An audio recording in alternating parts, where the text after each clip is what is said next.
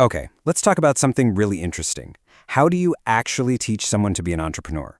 I mean, not just the textbook stuff, but the real, down in the trenches, make it happen experience. Well, we're going to look at a super cool program today that does exactly that. It gives students just 4 weeks and a tiny budget of 2,000 rupees to build a real company from the ground up. So first things first, let's talk about the problem this whole thing is trying to solve. It's a big one, something folks are calling the student execution gap. And get a load of this number.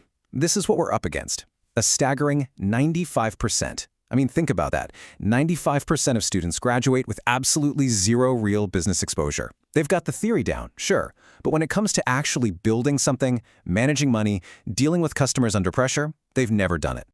Which, of course, leads to the million-dollar question, or in this case, the 2,000 rupee question. How in the world do you close that gap? How do you get students to move from just knowing things to actually doing things?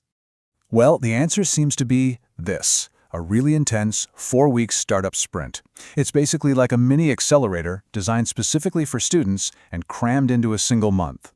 The program is called Build, Execute, Showcase. And the name says it all, right? It's a 4-week pressure cooker. Student teams get a 2,000 rupee seed fund and are told, go build a business. The whole point is for them to face real-world business and money problems head-on, not just read about them.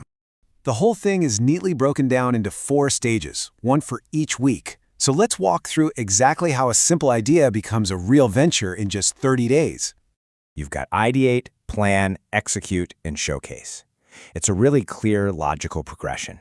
Each week builds on the last, taking the teams from zero to a fully formed pitch. So week 1 is all about the idea.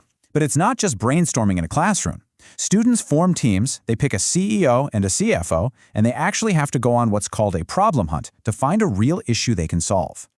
Then comes week 2, planning. This is where things get serious. Teams take their idea and give it some structure.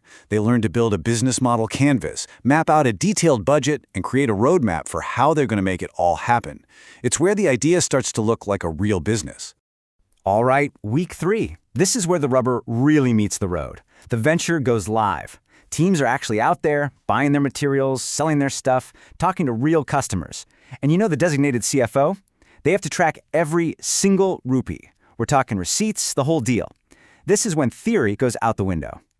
And it all culminates in week 4, the showcase. Think of it like a mini demo day. The teams have to stand up in front of a jury of professionals and pitch their business, their numbers, and most importantly, what they learned along the way. Now, you might be thinking about that budget. 2,000 rupees seems tiny, but that's the whole point. That constraint is actually the most powerful part of the entire program. Yep, just 2,000 rupees. That's all they get. It's enough to make it real, to have actual skin in the game, but it's so little that it forces them to be incredibly smart and creative with every decision. And they're not just thrown in the deep end. They get some guidance on how to think about their money. A suggested breakdown looks something like this: 60% on the actual stuff you're selling, 15% for marketing, 15% for packaging, and a super important 10% for a contingency fund. Because, let's be real, something always goes wrong. So why does this work so well? Because it's real life. It perfectly simulates what it's like to start a company when you have no money.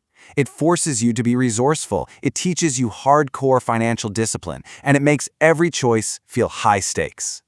So what are the results? What's the real-world impact of a program like this? Well, it's all about turning the college campus into a direct pipeline to a career. In just one go, a single cohort can produce over 50 student entrepreneurs. And we're not talking about students who just have an idea on paper. These are people who have now actually built and run a small business.